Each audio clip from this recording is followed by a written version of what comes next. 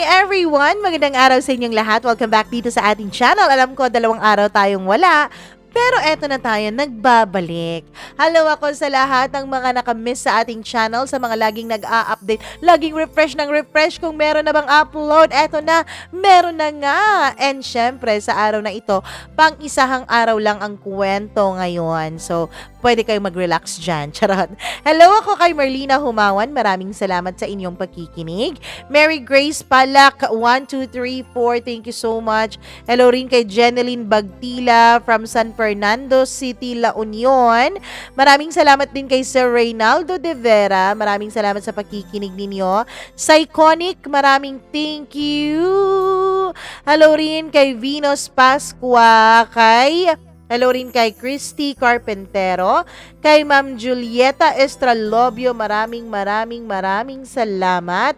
Hello rin kay LTP 3VO, thank you so much. Kay Ann Crisostomo, kay Leopoldo Penaranda, maraming salamat sa pakikinig. Kay June Season, kay Lovely Lumagi, watching from Oman daw, thank you so much. Kay Christian May Morgado, maraming salamat. Divya Olivia, hello rin kay Ma'am Judith McGovern, and hi also to her husband. Maraming salamat. Julian Ramilo, kay Chrislene Cabael, hi Midoran, maraming salamat. Emily Mission, thank you so much. Shout out daw sa ka-work niyang si sa Laroni Crafts na araw-araw raw nakikinig sa ating mga upload. Maraming salamat sa pakikinig ninyo dyan. Hello rin kay Sally Buma. Hello rin kay Cheryl Balawas, kay Vanji Saldo, maraming thank you. Kay Magdalena Ventura at sa lahat po ng ating listeners and viewers. Huwag na nating patagalin. Eto na ang ating tampok na kwento sa araw na ito, dito lamang sa Dear Mama Mia.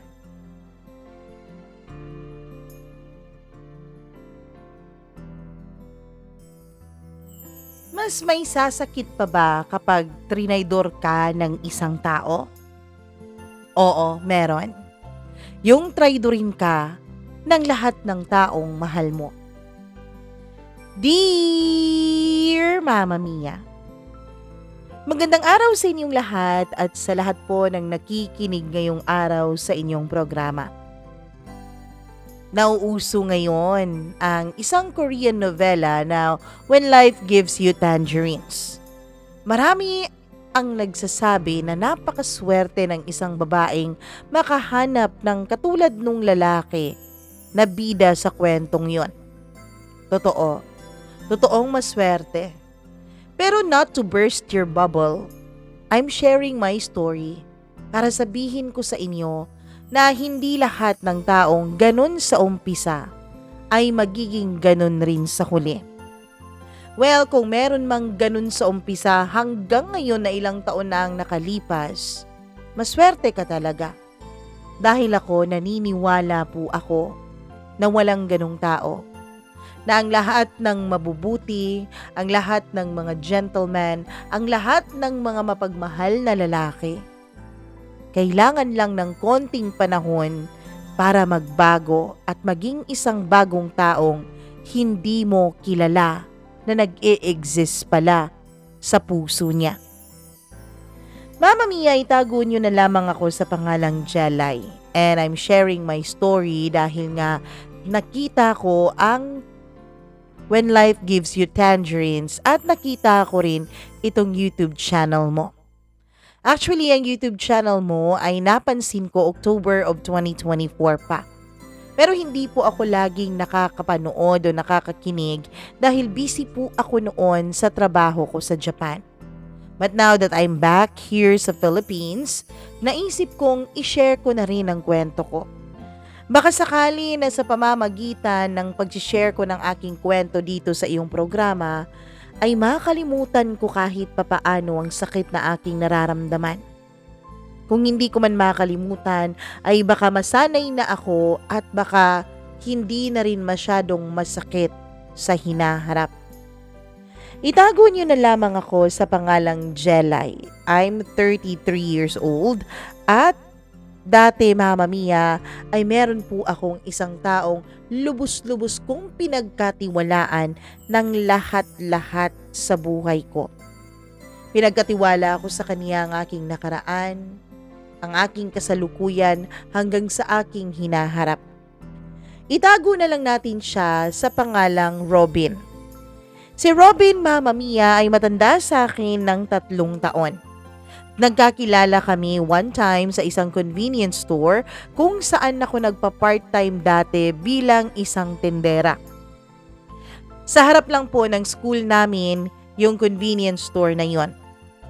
Isang araw ay meron pong isang gwapong lalaki na bumaba sa kanyang kotse at pumasok sa convenience store na yon. Hindi naman po sa siyang pinakaunang gwapong lalaking nakita ko.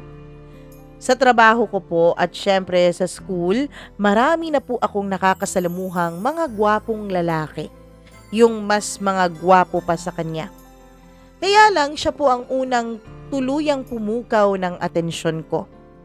Siguro dahil nagsi-cellphone lang ako nung mga panahon na yon, tapos bigla siyang lumapit sa akin at bigla niyang binayaran ang pakete ng sigarilyong binili niya at saka isang pakete rin ng candy.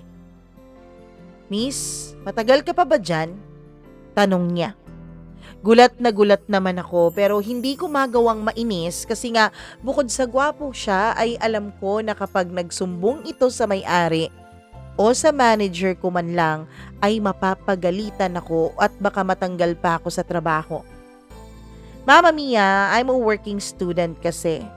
May scholarship din ako pero hindi naman po yun sapat para sa aking tuition sa eskwela. Kaya nga nagtatrabaho ako nung mga panahon na yun. Hindi ko ma-attempt na matanggal ako sa trabahong yun kasi bukod sa convenient, kasi nga nasa harap lang siya halos ng paaralan namin at madali lang akong nakakapasok sa school, ay hindi rin naman po ganun kaliit ang pasahod. Nakakaraos din naman ako. Kaya ngumiti na lang ako sa kanya at humingi ng pasensya. Dahil nga po may name tag ang uniform namin ay nakita niya ang pangalan kong Jelay. Jelay, next time huwag ka cellphone ng cellphone dahil baka hindi mo alam ninanakawan na tong convenience store nyo. Wala pa naman kayong security guard. Oo nga, wala rin palang security guard ang convenience store na yon. Siguro isa yun sa rason kaya maganda-ganda ang pasahod doon dahil konti lang kami na pinapasahod nung may-ari.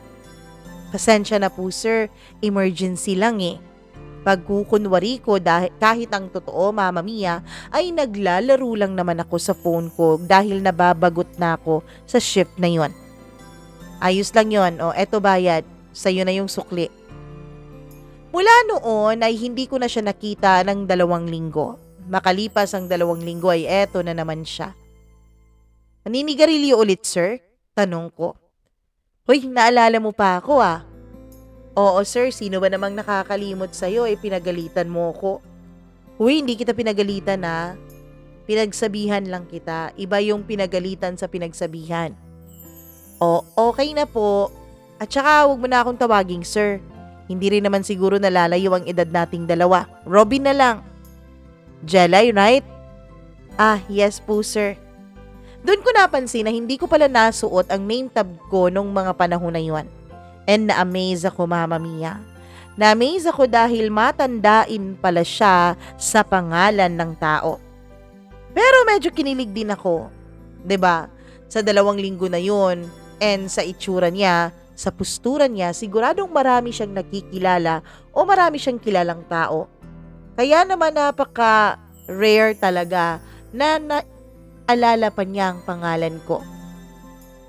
"Oo, naalala pa kita." Sabi niya nung napansin niya sigurong nag-iisip ako dahil nakakunot ang noo ko. "Sino ba namang makakalimot sa kasing ganda mo? Ikaw talaga, Sir Robin, napaka-bolero mo." "Uy, hindi nagsasabi lang ako ng totoo." At mula nga sa araw na yon, halos araw-araw na siyang bumibisita dun sa convenience store. Kung ano-anong binibili, lighter, sigarilyo, at kung ano-ano pa. Minsan bumibili rin siya ng kape kahit na hindi naman niya yon naiinom.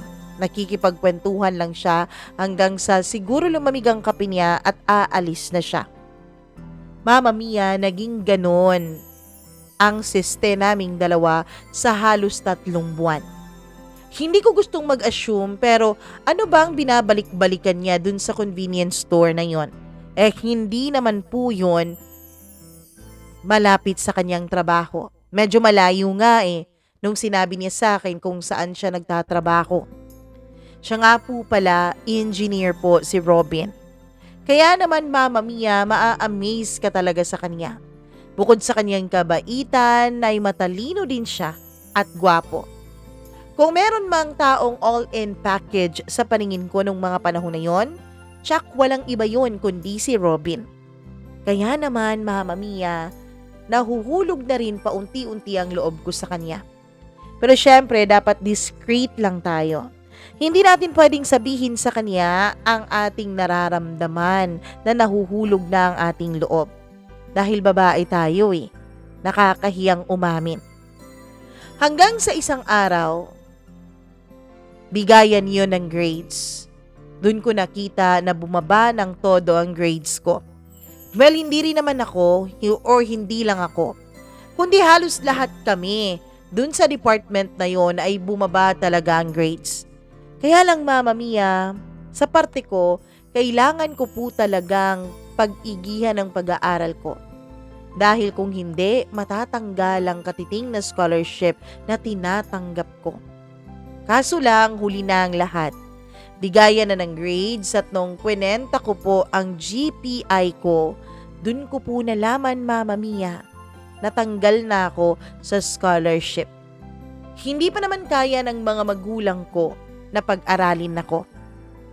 Meron po kasi akong 2 nakababatang mga kapatid na babae. Di hamak na mas matatalino sila sa akin. Ang scholarship ko Mama Mia ay dahil lang po sa sports na sinasalihan ko. Hindi ko na lang sasabihin dito kung anong sports yon. Kaya lang kahit na sports scholarship yon ay may kailangan ka pa rin i-maintain na grado. At hindi ko nga na-maintain yon. Natanggal ako sa scholarship at natanggal din ako sa pag-aaral Mama Mia. Hindi na kasi kaya ng sahod ko. Kaya naman napilitan po akong tumigil. Mama Mia, hindi naman po sa pagiging bitter, pero ang mga magulang ko po, kahit na 3 kaming mga babae at ako ang panganay, hindi ko po kailanman naramdaman ang suportang pinaparamdam nila sa mga kapatid ko. Siguro dahil sa mga magkakapatid, ako yung hindi masyadong matalino. Siguro sa magkakapatid, ang 2 kong nakababatang kapatid ang nakikita ng mga magulang ko na siyang aahon sa kanila sa kahirapan. At hindi ako yun. Kaya siguro lahat ng suporta, lahat ng pagmamahal ay binuhos ng mga magulang ko sa kanilang 2. In short, wala pong natitira sa akin. Nung nalaman nga po ng mga magulang ko ang akin pong pagkabagsak sa scholarship ko, ay sinabi nilang matagal na raw nilang iniisip na mangyayari yon. Ikaw kasi, sports pa, tapos may trabaho ka pa. Alam mo namang hindi masyadong magaling yung utak mo. Sabi ng papa ko na siyang ikinasakit talaga ng loob ko nung mga panahon na yon. Imbis na i-comfort ako ng mama ko, ay mas lalo pa niyang dinagdagan ang sakit ng loob ko. Yan, mabuti yan. Para naman makapag-oras ka na dito sa bahay. Maglinis ka, maglaba ka, pagkatapos ng trabaho mo dun sa convenience store. Siya nga pala, itutuloy mo pa ba yun? Pwede ka nang lumipat sa mas magandang trabaho. Hindi masyadong kagandahan pero mas maganda namang di hamak kaysa dyan sa convenience store na yan. Mama Mia, wala talaga akong maaasahang suporta mula sa mga magulang ko. Kaya ang ginawa ko ay umalis na lang ako sa bahay namin. Sinigawan pa ako ng mama ko na tinatawag niya ang pangalan ko. Bastos raw ako dahil umaalis ako ng walang paalam. Pero sumigaw na lang ako pabalik at sinabi kong may shift pa ako sa convenience store. Kahit na ang totoo ay wala akong shift sa araw na yon dahil day off ko. Gusto ko lang umalis sa bahay namin. Gusto ko lang makahinga, malayo sa mga magulang ko na wala nang ibang nakita kundi ang mga pagkakamali at kakulangan ko sa buhay. Hindi katulad ng mga golden child nila o golden children nila. Ako lang po ang mag-isa sa buhay ko. Wala akong ibang mapuntahan. Meron akong best friend pero nung mga panahon na yun ay nakabakasyon sila kasama ng mga magulang niya. Inaaya nga niya ako noon na sumama sa kanya at sa kanila ng kanyang mga magulang, kaya lang hindi po pwede dahil may trabaho ako. Ayoko naman na bumalik nang wala ng inaasahang trabaho. At isa pa Mama Mia, inaantay ko talaga noon ang grades ko. Itong best friend kong itago natin sa pangalang Cherie ay hindi naman po nahihirapan sa buhay.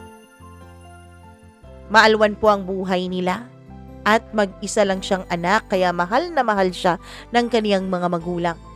Pero kahit na ganoon, kahit hindi siya nakaka-relate sa sitwasyon ko ay lagi siyang nandyan para pakinggan ang mga hinaing ko. Tinawagan ko siya kaya lang cannot be reached ang cellphone niya. Wala sigurong signal sa kung nasaan man sila nagbabakasyon. Kaya dahil wala akong ibang mapuntahan ay pumunta na lang ako dun sa convenience store. Sakto naman Mama Mia na 5 minutes pa lang akong nandun ay dumating si Robin. Oh, hindi ka pala naka-duty ngayon. Pumunta pa naman ako dito dahil akala ko ikaw yung naka-duty. Pero buti na lang naabutan kita. Hi, matipid kong sagot sa kaniyang mga sinabi. Oh, bakit Bernes Santo yung mukha mo? Ano, may problema ka ba? Wala naman, sabi ko. Anong wala? Kita nga dyan sa pagmumukha mo, Bernes Santo. Imposibleng wala kang problema. Wala nga, Robin. Sige na, sabihin mo na sa akin. Libre ako ngayon. Ililibre kita. Halika na. Labas tayo. Mama Mia, naging mapilit po si Robin kahit na ayaw ko. Hindi po kasi ako sanay na nag-share ng mga problema ko sa ibang tao. Pero dahil mapilit siya, ay wala na akong nagawa kundi sumakay na sa kanyang kotse at pumunta kami sa isang coffee shop. Medyo malayo ang coffee shop na yon sa mga maraming tao kaya hindi masyadong crowded. Nag-order siya ng kape. Nakakahiya pa nga dahil nung mga panahon na yun ay wala akong kaalam-alam sa pag-order ng mga sosyal na kape. Ang alam ko lang naman ay ang kape dun sa convenience store namin at syempre yung mga 3-in-1 at mga instant coffee na nabibili sa mga tindahan. O anong sayo? Ikaw nang bahala, hindi ako marunong sa ganyan eh. Hindi niya ako ginudge. Bagkus ay siya mismo ang umorder ng coffee at pastry para sa aming dalawa. At nung nakaupo na nga kami at nakuha na namin ang aming order, ay dun niya ako tinitigan ng taimtim. Ano, magtatanong pa ba ako o ikaw na ang kusang mag-share kung anong pinagdadaanan mo? Sige na, makikinig ako. I have all day dahil rest day ko ngayon. Wala na akong ibang mapagsabihan noon at bigat na ang pakiramdam ko. Inisip ko, hindi naman siguro judger itong si Robin. At isa pa, hindi naman niya kilalang mga magulang ko kaya ayos lang siguro na sabihin ko sa kanya ang problema ng aming pamilya. O mas tamang sabihin, ang problema ko sa aming pamilya. Nung natapos kong ikwento sa kanya ang lahat mula pagkabata ko, ay tumayo siya at niyakap niya ako. Huwag kang mag-alala. Ngayong nandito na ako, may kakampi ka na. Ewan ko Mama Mia, pero nung mga panahon na yon napaka-comforting ng mga salitang yon. Kaya napayakap ako sa kanya pabalik at napahagulgol sa sobrang iyak. First time kasi in a long time, bukod sa best friend ko, na may isang taong nagsabing nandyan lang siya palagi para sa akin. Kaya sobrang hagulgol ko noon, iyak ako ng iyak. Pero siya, nakikinig lamang siya. Niyayakap lamang niya ako at hinahaplos-haplos ang likuran ko. Hanggang sa naging okay na ako, hanggang sa nahimasmasan na ako. Nagsorry ako sa kanya dahil nabasa ko patuloy ang t-shirt na suot niya dahil sa luha at sipon kong nagkahalo-halo na. Tumawa na lang siya at sabi niya ayos lang dahil may extra shirt naman siya sa loob ng kanyang sasakyan. At mula nga sa araw na yon ay naging close kami lalo ni Robin. Sinishare na niya sa akin ang mga problema niya sa site, sa pamilya at kung ano-ano pang mga pinagdadaanan niya. Halos oras-oras na rin kaming nag-a-update sa isa't isa. Si Robin din ang nag-recommend sa akin sa isang kumpanya na kanyang pinag-OOJT-han dati. Hindi naman katulad niya ang posisyon ko dahil syempre hindi naman ako tapos sa pag-aaral pero mas maganda nga ang sahod kumpara doon sa convenience store. Naging matalik kaming magkaibigan din ni Robin. Makalipas lang ang 3 buwan mula nung nag-share ako sa kanya, ay nagsabi na siya sa akin ng kanyang nararamdaman. Kaya naman Mama Mia, dahil hulog na rin ang loob ko sa kanya at nakikita ko namang mabait siya at aalagaan niya ako at hindi niya ako pababayaan, ay sinagot ko na si Robin. 3 araw lang mula nung manligaw siya. Sigurado ka? Sinasagot mo na ako? Oo naman. Bakit ayaw mo ba? Siyempre gusto pero baka baka nakikita mo lang ako bilang sandalan mo sa tuwing umiiyak ka. Baliw, matagal na kitang gusto. Tama pala ako. Matagal mo na pala talaga akong inaantay. Ganon kami magkulitan para kaming mag-best friends na magkabarkada pero syempre level up na ang relationship naming dalawa. Masayang masaya ako kay Robin Mama Mia. At ang isa pa sa ikinatutuwa ko sa kanya ay ang pagiging family-oriented niya. Ang totoo niyan, siya pa nga mismo ang naging daan para mapatawad ko ang mga magulang at pamilya ko. Siya rin mismo ang naging daan Mama Mia para mas maging malapit ako sa pamilya ko. Si Robin po, inaaya naman niya akong mag-date sa labas pero kalimitan ay pinupuntahan niya talaga ako sa bahay. Nagdadala siya ng kung ano-anong mga pagkain, mga pasalubong para sa mga kapatid ko at sa mama at papa ko. Hindi naglaon ay nakuha niya rin ang loob ng mga magulang ko. Actually, si Robin nga ang dahilan ng unang puri sa akin ng mga magulang ko in a very long time. Alam mo, Jelay, napakagaling mong pumili ng lalaki. Napakabait ni Robin, professional pa, tapos gwapo pa, magalang sa amin na mga magulang mo. Hindi ka talaga nagkamali sa kanya. Na dahil nga doon ay unti-unti kong binuksan ang puso ko para sa mga magulang ko. Mahal na mahal ko si Robin. Dahil pinakita niya rin sa akin, Mama Mia, kung paano niya mahalin hindi lamang ako, kundi maging ang pamilya ko. Masayang-masaya ang relasyon naming dalawa. Masayang-masaya akong kasama siya. Ang dami-dami naming pangarap. Hanggang sa nag-resign na ako dun sa kumpanyang pinagtatrabahuan ko dahil meron akong isang kakilala na isang virtual assistant. Inaya niya ako at natuwa naman ako sa kanyang mga sinabi tungkol sa trabaho niya. Kaya nag-virtual assistant ako, Mama Mia. Unang-una, convenient yun sa akin dahil nasa bahay lamang ako. Pangalawa, mas malaki ang pasahod doon. At convenient din sa akin dahil gabi ang pasok. Nocturnal kasi talaga akong tao.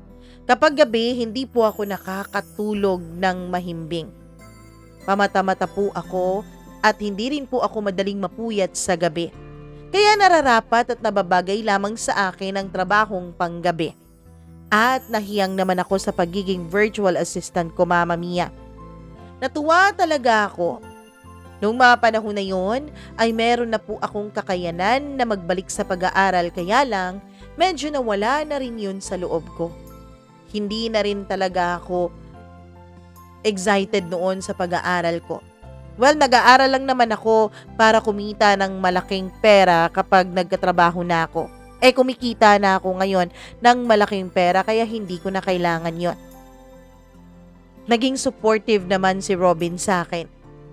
Ikaw, babe. Pero alam mo, Kung ako ang tatanungin mo, mas maigi talagang kung magbalik ka sa pag-aaral mo. Okay, sige. Iisipin ko pagdating ng panahon, sabi ko. Mama Mia, mula nung nagkatrabaho kaming dalawa o mula nung nagkatrabaho ako, ay lagi na talaga kaming nag-uusap ni Robin tungkol sa aming future dalawa. Halos araw-araw nga nasa bahay namin si Robin eh. Close na rin siya sa dalawang nakababata kong kapatid, sina Ana at Joy. Si Ana ang sumunod sa akin at si Joy naman yung aming bunso. Alam mo ate, eto bigay ni Kuya Robin. Pagbibida sa akin ng mga kapatid ko, isang Pasko nung binigyan sila ng tig-iisang cellphone ng boyfriend ko. Sinaway ko talaga si Robin dahil napakamahal ng regalo niya sa mga kapatid ko. Ayos lang yun, babe. Mga kapatid mo naman sila. At parang mga kapatid ko na rin sila eh. Mahal na mahal ko kayong lahat. Kaya hayaan mo na akong i-spoil kayo kahit paminsan-minsan. Nakakatuwa talaga ang boyfriend ko. Ang totoo niyan, Mama Mia, napaka-gentleman din ni Robin. Kapag umaalis po kami, kapag sumasakay ako sa sasakyan niya, hindi talaga siya pumapayag na hindi siyang nagbukas kapag aakyat na ako at hindi rin siyang magbukas kapag bababa na ako. Kapag naglalakad kami sa mall, binubuksan niya talaga ang pintuan para sa akin. Sinisigurado niyang nakaupo na ako ng maayos kapag nagde-dinner kami bago siya maupo ng maayos. Kapag nasa bahay din siya at nagluluto ako, ay tinutulungan niya ako. Lagi niya akong tinuturing na parang prinsesa. Iniisip ko nga, ito siguro ang bawi sa akin ng tadhana. Hindi ako tinuring na prinsesa ng mga magulang ko dahil prinsesa para sa kanilang dalawa kong nakababatang kapatid. Pero eto naman, binigyan naman ako ng lalaking katulad nung bida sa When Life Gives You Tangerines, na napakabait, napaka-gentleman at lagi akong priority. For the past 4 years ay ganun po ang relasyon namin. Hanggang sa nag-5th year kami, Mama Mia, ay wala pa rin pagbabago. Mahal na mahal pa rin ako ni Robin. At siguradong sigurado na ako noon na siya na ang gusto kong makasama habang buhay. Ang totoo niyan ay nagpaplano na nga kami tungkol sa future naming dalawa. Kung anong kasal ba ang gusto namin, kung saan ba ang gusto naming venue, anong araw, anong flowers, anong arrangements, anong gown, pati na rin motive, Mama Mia. Kulang na lang talaga ay proposal, pagkatapos nun ay pag-arrange na ng mga detalye. Pero iniisip ko noon, hindi naman na importante ang proposal. Ang importante nga ay may nasisave na kaming pera para dun sa dream wedding naming dalawa. I feel like I was the luckiest woman in the world. Ganun talaga. Pero Mama Mia, may mga pagkakataon din naman na nag-aaway kaming dalawa ni Robin. Hindi naman po yun maiiwasan. Pero never in our entire relationship did he raise his voice on me. Never niya akong nasigawan. Kahit nga galit siya, Mama Mia, ay mahinahon pa rin siya. Kahit galit siya, ay iniisip pa rin niya ang nararamdaman ko. Babe, walang mareresolba kapag parehong init ng ulo ang ating iisiping dalawa. Ganito na lang, aalis muna ako. Magtatrabaho muna ako, tapos pagbalik ko mamaya, pag-usapan natin yung problema. Ganon siya lagi, Mama Mia. Lagi niyang inuuna ang logic. Tapos, mahal na mahal niya ako. Hindi ko po ipagkakaila sa inyong may nangyayari na sa aming dalawa. Hindi naman na yun bago. Nasa 2nd year kami ng relationship namin nung una kong binigay ang pagkababae ko sa kanya. Hindi rin naging issue kay Robin na hindi na po ako berhen nung angkinin niya ang katawan ko. Mama Mia, I've had my share of love stories back in high school and college. At aaminin ko po na naibigay ko sa isa sa mga boyfriends ko nung college ang sarili ko. Akala ko na nga madidisappoint sa akin si Robin dahil nalaman niyang hindi na ako virgin. Pero hindi nangyari yon. Sabi niya, hindi naman daw yun ang sukatan ng tunay na pagmamahal. Isa pa, hindi niya raw daw ako pwedeng husgahan sa mga bagay na nangyari sa nakaraan ko. Nakaraan na yon. Kailangan lang mag-learn ng mga bagay na kailangan nating matutunan doon. Pero hindi dapat tinitirhan ng nakaraan. Dahil kapag ganon, hindi tayo makakausad sa kinabukasan. Napaka-mature mag-isip ni Robin kahit 3 taon lang naman ang agwat ng edad naming dalawa. Kaya masayang-masaya ako sa relasyon na meron ako, Mama Mia. Masayang-masaya until nagbago ang lahat. Until hindi ko na naramdaman na hindi na pala tulad ng dati ang relasyon namin. Gaya ng sabi nila, minsan, tinatrato ka niya ng sobrang ayos kaya hindi mo nararamdaman na meron palang problema. Sa 5 taon ng relasyon namin ni Robin, never in my entire existence na pumasok sa isip ko na hindi pa kaming dalawa ang magkakatuluyan, na hindi pa kaming dalawa ang itinatadhana sa isa't isa. Mama Mia, dahil nga po sa trabaho kong virtual assistants, may mga pagkakataon po na hindi po ako nakakasama sa mga lakad ng pamilya ko. Well, hindi rin naman yun masyadong importante sa akin. Ang mga magulang ko ay may mga trabaho naman, tapos ang mga kapatid ko ay may pasok sa eskwela. Hanggang sa isang araw,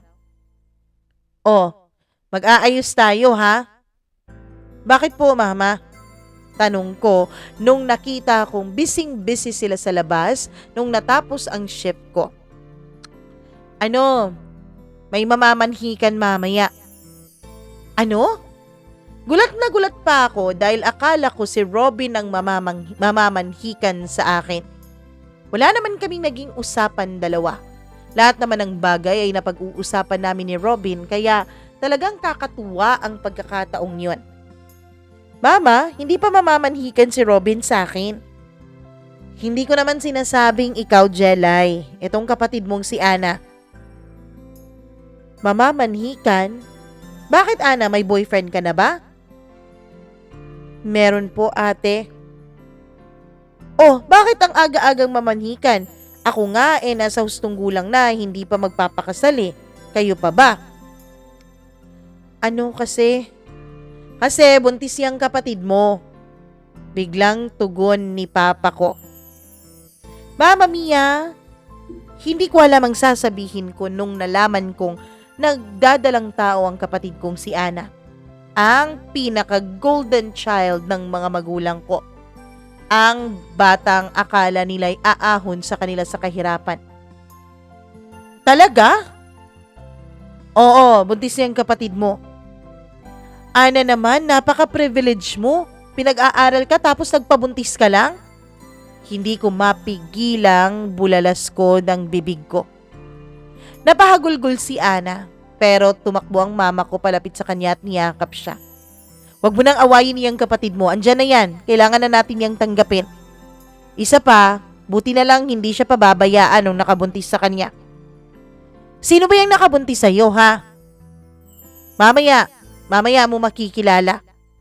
Sabi ng papa ko nang may kung ano sa kaniyang mga mata. Pero hindi ko yun pinansin, Mama Mia. Oo, may nakita akong kung anong lungkot, sakit, galit ba ang nakikita ko sa mga mata ng papa ko. Kaya lang, as usual, hindi ko na lang yun binigyan ng pansin. Tumulong ako sa paghahanda. Nagluto sila ng kung ano-anong mga putahe. Pero hindi na lang daw magleletsyon dahil yung pamilya na raw ng mapapangasawa ni Ana ang maghahanda at magdadala ng lechon at mga desserts. Ang bongga naman, siguro mayaman yang nabingwit mo, Ana, sabi ko. Ang kapatid ko naman noon ay halos hindi makatingin sa akin ng diretsyo. Inisip ko, Mama Mia, siguro nga, dahil nahihiya siya. Nahihiya siya dahil all this time siya ang favored ng mga magulang ko. Pero eto siya ngayon, nagpabuntis ng hindi man lang patapos sa kanyang pag-aaral. Well, tulad nga ng sabi ng mga magulang ko, wala na akong magagawa dyan. Matapos kong tumulong sa kanila ay pumasok ako sa kwarto dahil pagod na ako. Galing pa ako noon sa duty ko bilang virtual assistant at wala pa po akong tulog. Tinext ko si Robin pero hindi siya nag-reply. Very unlikely of him dahil nauuna pa yang mag-text sa akin, Mama Mia. Siguro busy. Nag-prepare na ako para matulog. Mga 30 minutes siguro ang preparation ko at tinignan ko ulit ang cellphone ko pero wala pa ring mensahe mula sa boyfriend ko. Kaya tinawagan ko na siya. Kaya lang out of reach ang kaniyang telepono. Bakit kaya ganito? Hindi naman ganito si Robin eh. Kung may pupuntahan man siyang malayo na site dahil sa trabaho niya ay tatawag naman yon at mag-e-inform. Lagi yung naka-update sa akin. Pero wala naman akong magawa. Dahil antok na ako nung mga panahon na yon. Tinext ko na lang siya na pumunta ng bahay kinagabihan dahil may okasyon. Isang sorpresang okasyon. Hindi ko sinabi sa kanya kung anong okasyon, Mama Mia. Sinabi ko lang na sorpresa. Hindi ko na lang sinabi dahil ayoko nang mag-explain pa at baka tumawag pa bigla kailangan ko nang magpahinga. Ang sabi ng mama ko, 6 p.m. daw darating yung mapapangasawa ng kapatid ko kasama ang buong pamilya nito para sa pamamanhikan. Mga magti 3 p.m. na noon, Mama Mia. Kaya kailangan ko na talagang magpahinga. Nahiga na ako at ilang sandali pa ay hinila na ako ng tuluyan ng antok na aking nararamdaman. Hanggang sa nagising na lamang ako. Madilim na ang kwarto ko. Hindi pa naman nakaayos ang kurtina ko kaya kung may liwanag pa sa labas ay makikita ko yon.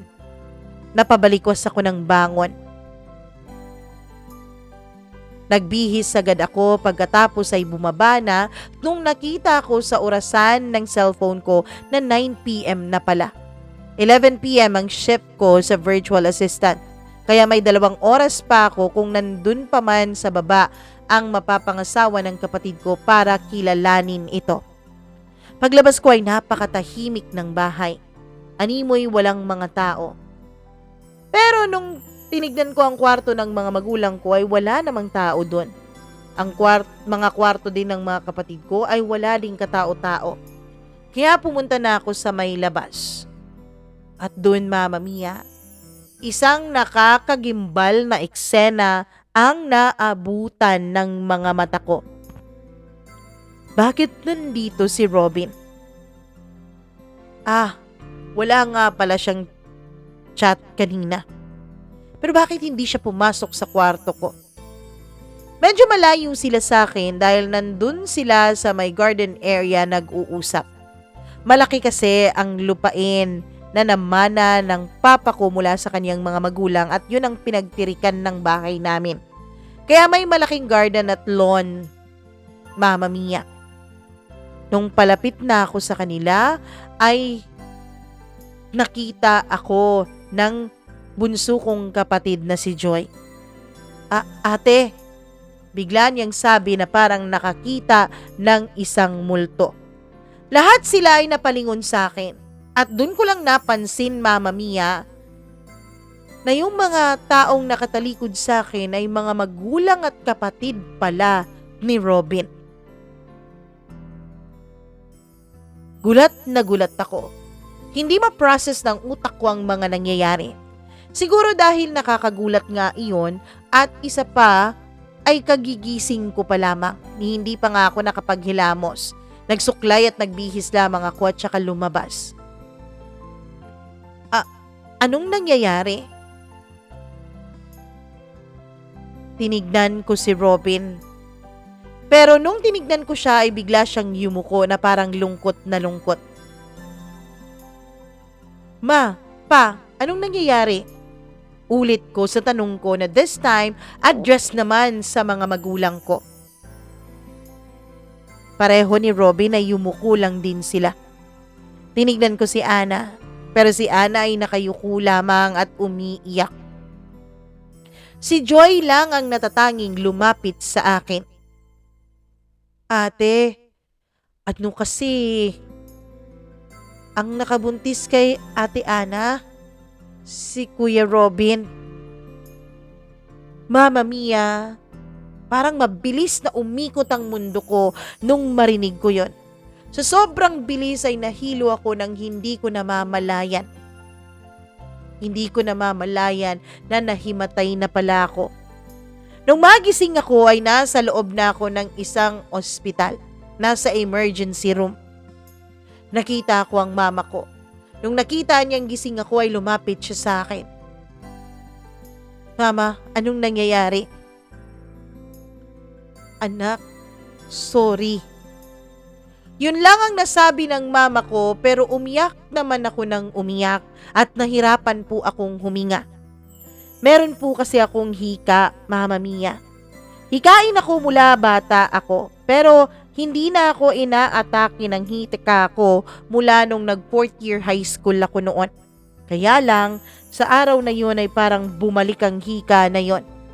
Sa sobrang pagkataranta ni mama ay tinawag niya yung doktor sa emergency room at lumapit din yung mga nurse sa akin. Ilang sandali pa ay naging maayos ulit ang paghinga ko pero umiiyak ako ng todo. Ang mama ko naman ay hindi ako malapitan. Dito ka muna ha. Aalis muna ako, may bibilhin lang sa labas. Hindi na ako nagsalita hanggang sa makalayo si mama. Kinapa ko ang damit na suot ko. May bulsa yon. Sa pagkaalala ko ay nilagay ko dun sa bulsang yon ang cellphone ko. Mama Mia, kinuha ko yung cellphone. Tinawagan ko yung best friend ko. Oh, Bes. Ano? Bes, puntan mo ako sa ospital. Ano? Oo. Ano nangyari sa'yo? Basta, mamaya ako na ikukwento. O sige, isang ospital ba yan? Bes, sandali. Huwag na lang pala tayo sa ospital magkita. Doon na lang tayo sa convenience store. Malapit sa my school. Nasa ospital ka. Anong gagawin mo dyan? Bes, may malaki akong problema eh. O sige. Antayin mo ako doon. Pagbalik ng mama ko ay sinabi sa kanya ng doktor na pwede na kaming umuwi. Sabi ng mama ko ay magbabayad lamang siya. Gabing-gabi na yon, Mama Mia. Bukas na lang tayo umuwi, sabi ng mama ko. Bukas pa kasi magbubukas yung sa cashier eh. Pero pwede naman na siguro tayong umuwi, Mama. Bukas na lang. Hindi mo rin magugustuhan ang maaabutan mo sa bahay. Mama Mia, nung sinabi yun ni Mama ay nagbalik na naman sa alaala ko ang mga nasaksihan ko, pati na rin ang mga salitang sinabi ng bunso kong kapatid sa akin. Ang nakabuntis kay Ana ay walang iba kundi ang boyfriend ko. Habang natutulog ang mama ko, ay umalis ako sa ospital. Lumabas ako, Mama Mia. Nagpunta ako doon sa convenience store kung saan nag-aantay sa akin ang best friend ko. Doon ko sinabi sa kanya ang lahat. Lahat. At gulat na gulat siya. Ano? Paano nangyari yun? Diba, Rob and you have the perfect relationship? Ang totoo niya, naiinggit nga ako sa inyo eh dahil umabot na kayo ng 5 years. Akala ko pang forever na kayo. Paano niya nabuntis si Ana? Sunod-sunod na tanong ng best friend kong si Cherie. Hindi ko nga alam eh. Hindi ko talaga alam. Naguguluhan ako. Pakiramdam ko masamang panaginip ang lahat. Sorry, Bes. Sorry to break it to you pero hindi ito panaginip. Totoo to. Alam ko, Cherie. O anong gagawin mo ngayon? Anong desisyon mo? Pwede bang sa bahay niyo na muna ako? Never po akong humihingi ng mga ganun kabigat na pabor sa best friend ko dati, Mama Mia. Pero sa pagkakataon na yun, pakiramdam ko wala na po akong ibang choice. Ayoko namang umuwi ng bahay. Ayoko silang makita lahat. Pakiramdam ko ay trinaydor na nila akong lahat, Mama Mia. Sige, dun ka muna sa bahay. Teka, tatawagan ko muna si Papa. Magpapasundo tayo. Pagdating namin sa bahay nila ay gulat na gulat ang mga magulang ni Sherry. At sinabi niya sa kanila ang tunay na nangyari. Ano? Alam mo yung mga magulang mo, Jelay? Dati alam namin kinukwento sa amin ni Sherry na hindi ka paborito ng mga yan. Naiintindihan pa namin yun Pero eto, para pagtakpan nila ang ganitong klaseng kawalang hiya ang ginawa sa'yo ng kapatid mo? Tapos yung boyfriend mo, matanda na yan. 3 years ang age gap nyo, diba? Mas matanda siya dyan sa kapatid mo, kaya siya dapat ang mas nakakaalam. Umiyak ako ng malakas at humagulgol sa mga sinabi ng mga magulang ng best friend ko dahil totoo yun, Mama Mia. Pasensya ka na, Iha. Sorry, nadala kami ng aming mga emosyon. Sige, pumasok na kayo sa kwarto at magpahinga na kayo. Nakakain ka na ba? Naalala ko, hindi pa nga pala ako naghapunan pero Mama Mia, hindi ko po nararamdaman ang gutom. Ang gusto ko lang talaga ay matulog para naman makaiwas ako sa sakit. Pero kahit sa bangungot ko, ay nandun pa rin ang mga nangyari. Kahit sa panaginip ay hinahabol ako ng katotohanang magpapakasal na ang boyfriend ko sa kapatid ko. Literal na nadurog ang puso ko nung gabing yon, Mama Mia. Walang-wala po ako. Walang-wala ang puso ko. Kinabukasan ay tinawagan ko si Joy. Sinabihan ko siya na dalhan ako ng mga gamit pati na rin ang ATM ko. Nag-message na rin ako sa employer ko at sinabi ko sa kanya na aalis na ako sa pagiging virtual assistant ko dahil hindi ko siya kayang pagsilbihan sa sitwasyon na meron ako. Si Joy naman ay nagkita lang silang dalawa ni Sherry dun sa convenience store para kunin ni Sherry ang mga gamit ko. Ang mga magulang ko kasi, Mama Mia, ay hindi po nag-bother kailanman na kilalanin ng mga kaibigan ko. Kaya hindi nila alam kung saan nakatira ang best friend ko. Kaya hindi nila ako mahabol. Si Robin din naman ay walang ni isang message na iniwan sa cellphone ko. Binigyan ko pa siya ng pagkakataong magpaliwanag Inisip kong baka pinilit lang siya ng mga magulang ko. Iniisip ko na baka hindi naman talaga siya ang totoong ama ng pinagbubuntis ni Ana. Baka pinilit lang siyang panagutan ang kapatid ko. Binigyan ko siya ng isang buong araw. Hindi ko pinatay ang cellphone ko. Hinantay kong tumawag siya o mag-text man lang siya para magkita kamit maipaliwanag niya sa akin ang mga nangyari pero hindi. O diba, Mama Mia? Parang ibang tao si Robin. Ang Robin na dati ay ayaw na ayaw akong masaktan ni padapuan ng lamok ay hindi niya magawa sa akin.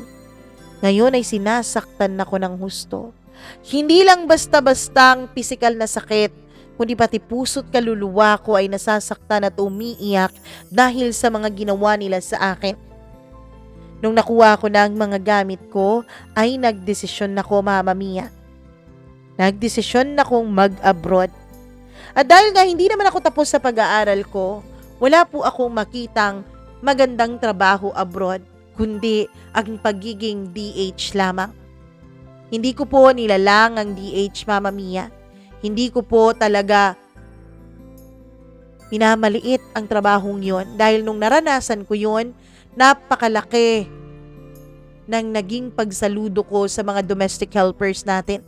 Hindi po madali. Ang gusto ko lang nung mga panahon na yun ay makalayo sa Pilipinas. Makalayo sa mga taong nagtraidor at nanakit sa akin. Sigurado ka ba, Bes? Oo naman, Bes. Kakayanin ko yung trabahong yun. Hindi ba nga, bago ako mag-college dun sa bahay, halos ako naman lahat ng trabaho? Tagaluto, tagahugas, tagalaba, tagalinis. Malaki-laki pa yung bahay namin. Oo nga, Bes. Pero ang inaalala ko, baka hindi mo kayanin doon. Malayo yun. Malayo ka sa amin. Kaya ko yun, Bes. Tapos kung hindi ko man kakayanin wala na tayong magagawa. Ano ka ba naman, Jelay? Pwede namang pakiusapan ko ang mga magulang ko para magpatuloy ka sa pag-aaral mo. O di kaya dito ka na lang maghanap ng trabaho, may experience ka naman, 'di ba? Bes, ang gusto ko ay makalayo sa lugar na to. Jelay, sigurado ka ba talaga? Oo, sigurado ako, Sherry. Walang nagawa ang best friend ko pati na rin ang mga magulang niya. Ayaw sana nila ako, Mama Mia, na papuntahin sa abroad at pagtrabahuin bilang DH. Pwede raw akong irekomenda ng mga magulang niya sa mga kakilala nitong may mga kumpanya o may mga malalaking ranggo sa mga kumpanya. Pero ako ang umayaw. Dahil pakiramdam ko noon kapag iisang hangin pa lamang ang aming hinihinga ng mga magulang ko pati na rin ni Robin at ni Ana, sigurado akong masusuffocate ako pagdating ng araw. Laging sinasabi ng sarili ko noon na ito ang kailangan ko, ang makalayo ng milya-milya mula sa mga magulang ko, mula sa mga kapatid ko, lalong-lalo mula kay Robin. Kaya naman, Mama Mia, nag-apply ako bilang domestic helper. Natanggap naman ako sa isang agency at inassign nila ako sa isang pamilyang may 2 anak. Yung isa ay 6-year-old, tapos yung isa naman ay kakapanganak pa lamang. Hindi po madali ang trabaho doon. Oo nga't hindi naman malaki ang bahay nila dahil maliit lang naman yun at parang condo type lamang sa Hong Kong. Kaya lang, ang mas nakakapagod ay ang pag-aalaga ng 2 bata. Never ko pong naranasan na mag-alaga ng mga bata, lalo pang ganun pa kaliliit. Pero syempre, kinakaya ko. Hindi ako nagreklamo dahil ginusto ko to. Hanggang sa mabilis na lumipas ang 3 taon.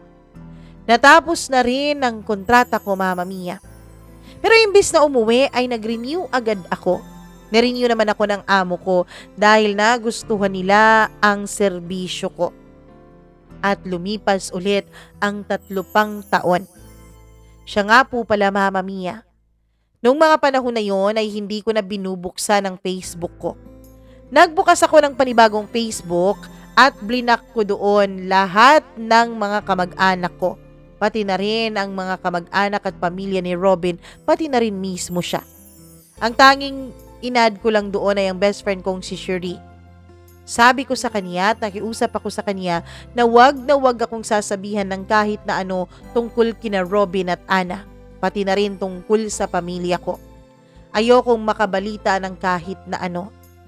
Pero makalipas ang 6 na taon ay naisip kong baka okay na ako, Mama Mia.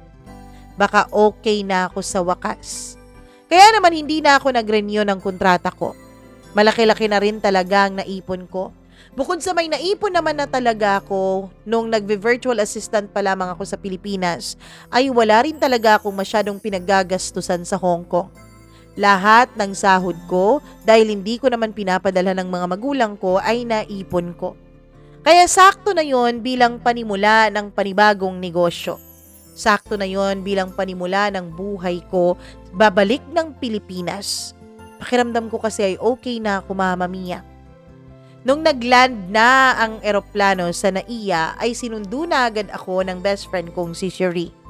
By this time ay meron na siyang asawa at may anak na rin sila. Kasama niya ang buong pamilya niya na sumundo sa akin. Laki talaga ang pasasalamat ko sa pamilya ng kaibigan ko dahil tinuring nila ako na parang parte na rin ng kanilang pamilya.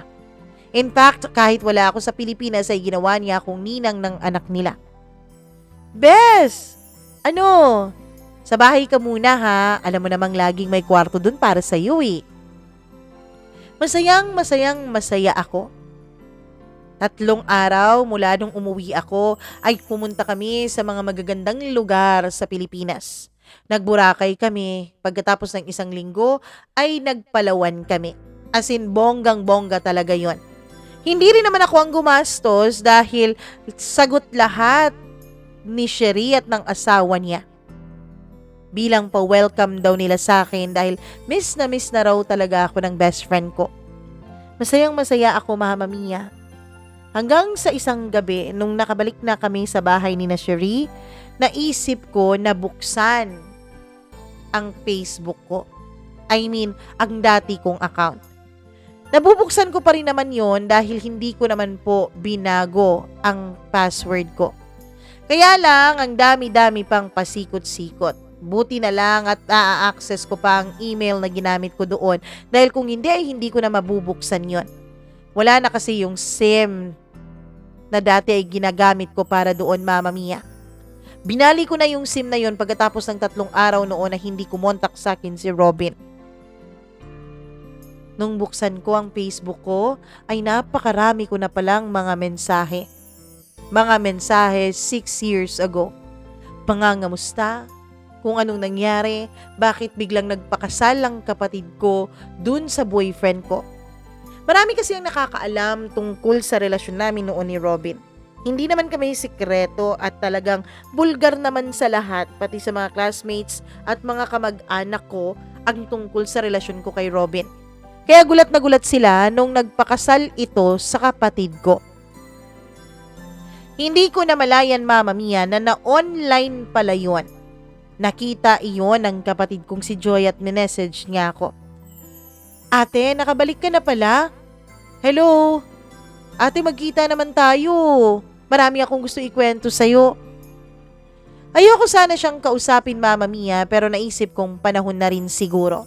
Panahon na para tigilan ko ng saktan ng sarili ko. Nagkita kaming dalawa ni Joy kinabukasan sa isang restaurant. Ibang-iba na ang kapatid ko. Maganda pa rin naman siya pero nananaba na siya. Ang sabi niya dahil kakakasal pa lang daw niya. Ano, buntis ka rin? Tanong ko. Ate naman, sabi niya na tumawa pero naisip ko, Mama Mia, mali pala ang tanong na yon. Nakaka-offend. Siguro hindi niyo ako masisisi dahil sa nagawa noon ni Ana at ni Robin sa akin. Ate, mas lalo kayatang gumanda. Humiyang ka dun sa abroad eh. Paano mo nalamang nag-abroad ako? Sinabi sa akin ni Ate Sherry.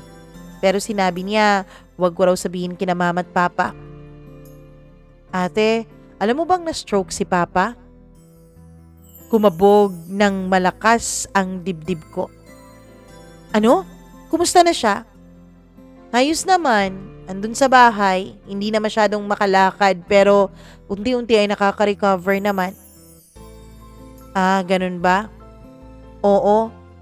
Tapos alam mo ba si Mama? May sakit na rin.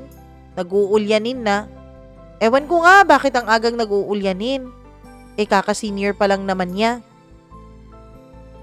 Siguro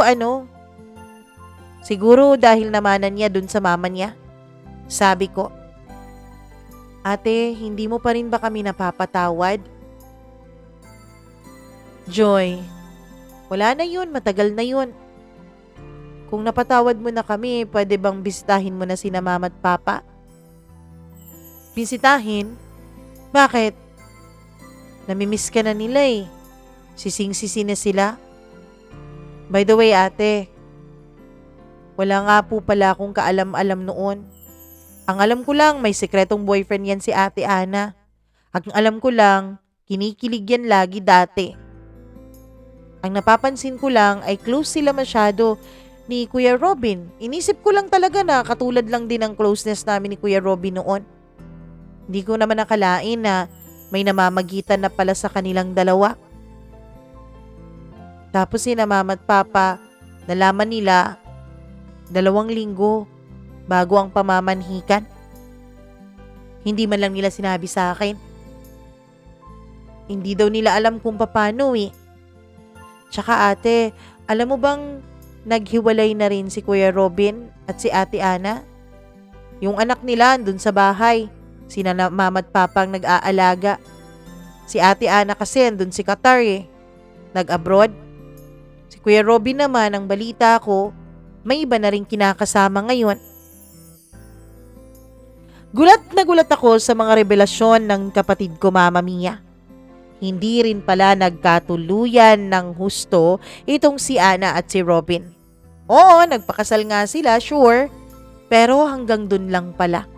Dahil makalipas lang daw ang 2 taon ay naghiwalay din daw ang mga ito. Si Ana ay nagkaroon ng panibagong boyfriend, pati na rin si Robin. Kaya lang, wala na rin talagang nag-work sa mga relationship ni Ana. Kaya nagdesisyon nitong mag-abroad at iniwanan sa mga magulang ko ang anak nilang dalawa ni Robin. 2 linggo matapos ang pag-uusap namin ni Joy ay nag-reach out sa Facebook ko si Robin, Mama Mia. Gusto niyang makipagkita dahil na-miss daw niya ako. Sabi niya, ako pa rin daw ang mahal niya. Hindi daw nag-work ang relasyon niya doon sa kapatid ko dahil hindi raw kami magkatulad ni Ana. Ako pa rin daw talaga ang laman ng puso niya. Hindi ko siya pinansin nung una pero napakakulit niya. Gusto niyang makipagkita sa akin. Kaya pinagbigyan ko, Mama Mia. Nagkita kaming dalawa. Wala pa rin siyang ipinagbago. Gwapo pa rin siya at ang balita ko ay kakapromote niya lang sa trabaho niya. Oh, sabihin mo na ang mga gusto mong sabihin dahil nagmamadali ako. Jelay, I miss you. Akman niyang hahawakan ang kamay ko pero binawi ko agad yon. Wag na wag mo akong hahawakan, Robin. Dahil oo nga't okay na ako pero nandidiri pa rin ako sa ginawa mo. Jelay, please, ikaw naman talaga ang mahal ko. Bigyan mo ako ng isa pang pagkakataon. Ipapaanal ko ang kasal namin ng kapatid mo. Ipapaanal mo ang kasal ninyo ni Ana? Paano yung anak ninyong dalawa? So, suporta ako financially, gaya ng ginagawa ko ngayon. Hindi ikaw ang Robin na kilala ko. Hindi ganyan ang Robin na minahal ko. Ana, Jelay, nawala na yung Robin na minahal mo mula nung nagpakasal ako kay Ana. At kasalanan ko ba yun? Isa pa, Robin, hindi nawala ang Robin na minahal ko. Inimbento mo lang siya. Yung totoong Robin, yung Robin na pumatol sa kapatid ko, yung Robin na binuntis ang kapatid ko nang hindi ko man lang alam. At isa pa, bakit ka andito ngayon? Di ba may kinakasama ka na? Balita ako, buntis rin yung kinakasama mo Please, Jelay, handa akong iwalayan siya. Bumalik ka lang sa akin. Hindi na ako nagtagal dun sa meeting place namin. Dahil ang totoo, Mama Mia, dun ko na-realize na hindi pa pala ako okay. Dun ko na-realize na may nararamdaman pa rin pala talaga ako para sa lalaking minsan kong minahal ng husto. Minsan na tumuring sa akin na parang prinsesa, pero minsan ding sinakta ng buong pagkatao ko. Sa ngayon, Mama Mia, alam ko naman na mali kung papatulan ko si Robin. Pero mahal ko pa rin siya. Ano ba ang nararapat kong gawin? Please, aantayin ko po ang advices ninyo. Hanggang ngayon pa rin, kahit 5 buwan na ang nakakaraan mula nung nakabalik ako mula sa Hong Kong ay hindi ko pa rin binibisita ang mga magulang ko. Hindi ko kasi alam kung paano talaga sila haharapin. Dahil pakiramdam ko, hindi pa po talaga ako handang magpatawad. Ano po ba ang nararapat kong gawin, Mama Mia? Please, tulungan niyo naman po ako. Lubos na gumagalang, Jelay.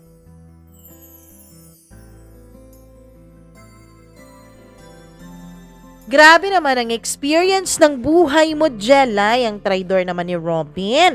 Ang traidor ni Ana. Tapos yung mga magulang nyo rin, parang paningin ko na in between lang din sila sa feud ninyong magkapatid at dahil din doon kay Robin. Ako naman.